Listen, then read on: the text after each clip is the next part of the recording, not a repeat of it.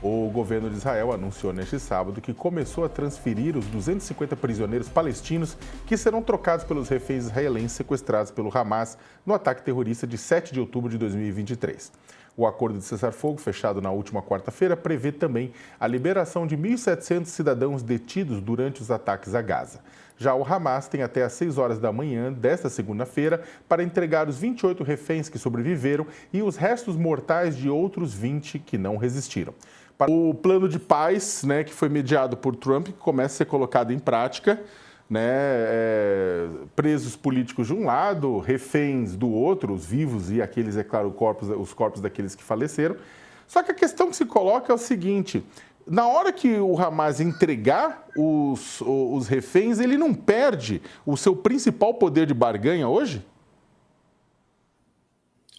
Eu acho que perde, mas é que tem uma situação do lado do Hamas, tem uma situação que ela é insustentável, quer dizer, ou aceita a paz e entrega os reféns, ou vai para um extermínio total, porque, quer dizer, o Israel estava preparando a ofensiva ali, já tinha iniciado a ofensiva sobre a cidade de Gaza e me parece que sobraram poucas alternativas.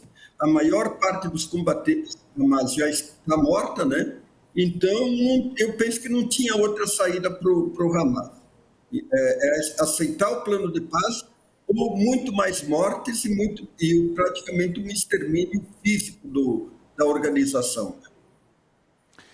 E você, Ricardo, como é que você vê essa posição do Hamas? O Hamas também falando, não vamos entregar as armas, o desarmamento do grupo é uma das condições que, inclusive, que Israel e o Acordo de Paz colocam para a manutenção, para que o grupo continue. Olha aí, só para avisar, então, aí eles já colocaram na sua posição no meio da fala sobre o Hamas, os galos. Mas como é que você vê essa situação do Hamas, fazendo a mesma pergunta que eu fiz para o Aldo, mas também essa situação de que ele falou que não vai se desarmar e o desarmamento do Hamas é um dos pontos e condições do plano?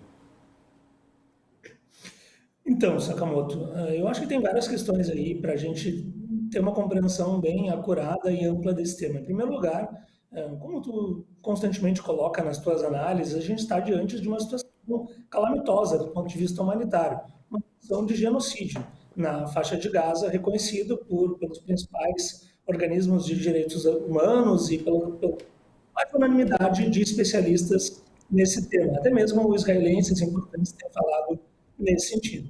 Então é óbvio que o Hamas vai buscar algum tipo de acordo que viabilize um cessar-fogo, porque isso alivia o sofrimento da população palestina, não apenas encerrando as hostilidades, mas também aumentando a chegada de comboios humanitários, que a gente sabe que tem sido, inclusive, um dos principais elementos desse genocídio. Não se trata apenas de matar os palestinos, mas de deixá-los morrer por conta da falta de medicamentos e de alimentos. Então, me parece que o Hamas realmente não tinha outra possibilidade senão aceitar esse acordo. Agora, ao mesmo tempo, a gente também sabe que é verdade esse de que os reféns, os corpos dos reféns, eram um grande trunfo que o Hamas tinha em relação ao Estado de Israel. Mas é muito incerto até agora a gente analisar o que está acontecendo com o Hamas. Recentemente, eu vi uma análise de um general israelense que imaginava que hoje em dia o Hamas já teria mais militantes do que ele tinha no início da guerra.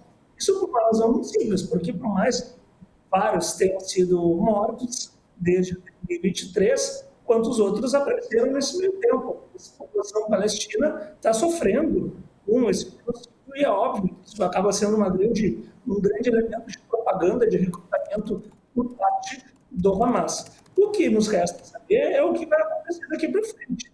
Porque o Estado de Israel ele é muito conhecido por propostas de cessar-fogo e não cumpri-las. Lá no Líbano, por exemplo, com o cessar-fogo no final do ano passado, frequentemente o Estado de Israel viola esse cessar-fogo, sobretudo no sul do Líbano, onde a presença do Hezbollah é maior. Então, a grande dúvida é o que vai acontecer agora. Se o Netanyahu não vai tentar aproveitar essa devolução dos reféns para depois iniciar uma nova fase da guerra. Até porque a gente não pode esquecer que Israel é um país parlamentarista. E a coalizão do Benjamin Netanyahu é uma coalizão relativamente frágil e relativamente heterogênea. O partido do Netanyahu ele não tem maioria no Congresso, não precisa votar em conjunto com outros partidos, inclusive com partidos de extrema-direita, que já manifestaram em várias oportunidades que não aceitam um cessar-fogo. Seus ministros Ben-Gvir, Smotrich, por exemplo, eles argumentam nesse sentido. Então, não é de se negar, não é de se descartar a possibilidade de que depois da devolução desses reféns, Israel retome essa guerra, desrespeitando mais uma vez o cessar-fogo. A segunda parte do plano de paz para o Oriente Médio, elaborado pelo presidente norte-americano Donald Trump, prevê, como a gente comentou, o desarmamento do Hamas, mas faltou combinar com o grupo palestino, como a gente está dizendo, que diz que isso está fora de cogitação. De acordo com a agência France Press, um membro do alto escalão afirmou que, aspas, a proposta de entregar armas está fora de discussão e não é negociável, fecha aspas. O plano tem 20 pontos e prevê anistia para os integrantes do Hamas que entregarem as armas e deixarem Gaza. Donald Trump está confiante de que vai conseguir acabar com a guerra no Oriente Médio. Ele garante que tanto Israel quanto Hamas estão de acordo em quase todos os pontos abordados no plano de paz. O presidente norte-americano afirma que os dois estão cansados de brigar e que, por isso, acredita que o cessar-fogo vai ser respeitado. Trump estará na segunda-feira na capital do Egito, Cairo, para discutir o futuro de Gaza com outros líderes mundiais. Aldo, qual que é, na sua avaliação, os possíveis buracos desse plano de paz? Quais são os possíveis buracos, digamos? Quais são os possíveis, as pedras no meio do caminho, as barreiras, os becos sem saída, aquilo que vai ser difícil resolver? A interrupção do bombardeio e a troca de reféns por prisioneiros são etapas, são elementos que já aconteceram em outras tentativas de cessar fogo, né? E acabou não dando certo. Então, Aldo, na sua avaliação, qual que é o buraco disso? Qual que é a possível, o que pode dar ruim no final? Eu acho que tem dois pontos. Um que foi esse que o Ricardo estava falando, que é o que Israel vai fazer, na medida em que é um governo imprevisível e que ele pode retomar a guerra. No entanto, quer dizer, se você olhar o cenário internacional, Israel se encontra numa situação de isolamento drástica. Nós tivemos uma greve geral na Itália pela paz e contra Israel, né? No final da semana passada, tivemos milhares e milhares de pessoas se manifestando em cidades europeias, mas principalmente na França, e tivemos na Assembleia Geral da ONU um número de países muito significativos reconhecendo o Estado palestino, como França, Inglaterra, Canadá, Austrália, entre outros. Então, isso tudo mostra o isolamento de Israel. Agora, até que ponto Israel se importa com o contexto internacional? Eu tenho dúvidas. No entanto, um outro elemento que tem que ser considerado, que aparentemente os Estados Unidos vão enviar 200 soldados para Israel, numa tentativa, digamos assim, até de monitorar o que Israel vai fazer e garantir que o acordo seja cumprido. Então, esse é um ponto. O outro ponto é exatamente a questão do desarmamento do Hamas. Eu penso que é razoável desarmar o Hamas. Tem todos os processos de paz similares que aconteceram, por exemplo, na Colômbia, o próprio IRA, na Irlanda, houve um desarmamento do grupo insurgente. E nesse sentido, quer dizer, me parece que é razoável. Porque uma outra coisa que teria que se fazer é um balanço dessa história toda. E essa história toda ela é bastante paradoxal. Por quê? Porque é inimaginável que o Hamas tenha cometido atentado sem o aval do Irã.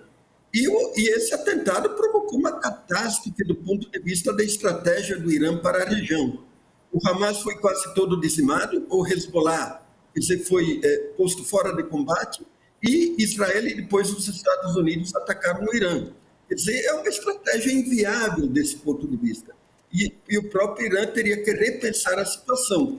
Então, nesse sentido, quer dizer, me parece que vai haver uma pressão muito forte, não só do Ocidente, não só dos Estados Unidos, mas dos próprios países árabes para que o Hamas deponha as armas.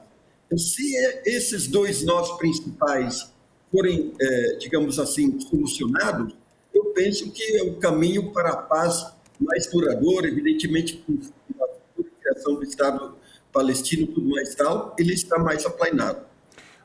Ricardo, como é que fica a própria situação de Benjamin Netanyahu? Porque Netanyahu acabou fazendo digamos, uma coalizão com partidos de ultraconservadores no Knesset, no parlamento israelense, para se manter no poder. Né? Há toda uma possibilidade de que, caso ele seja apeado do poder, perca as prerrogativas do poder, ele pode ser preso por conta de casos de corrupção, de ataques à Suprema Corte, ou mesmo investigado pelo ataque terrorista de 7 de outubro do Hamas, porque o Mossad, o maior serviço secreto do mundo, não identificou, não detectou isso, né, antecipadamente. Então, tem muita coisa nas costas dele. Como é que fica a partir do momento em que a guerra... Agora é cessar-fogo, mas se a guerra se desenrolar para um final...